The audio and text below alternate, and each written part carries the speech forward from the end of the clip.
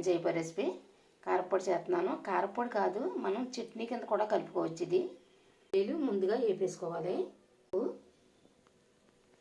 కరివేపాకు, ఎల్లుల్లిపాయలు, జీలకర్ర, ఎండుమిర్చి, పల్లీలు వేపేసుకోవాలి. వేగిపోయినాయి. ఇప్పుడు శనగపప్పు వేసుకుందాం. జీలకర్ర, ఎల్లుల్లిపాయలు వేసుకుందాం.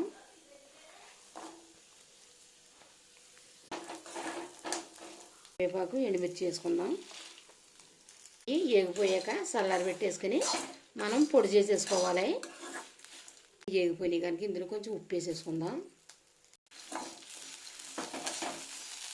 ఒక గిన్నెలో మిక్సీ గిన్నెలు వేసేసుకుని మెత్తగా పొడి చేసేసుకుందాం. నలిగిపోయింది. ఇది కారపొడి కింద వేసుకోవచ్చు. చట్నీ కూడా ఎలా కలుపుకోవాలి చూపిస్తాను.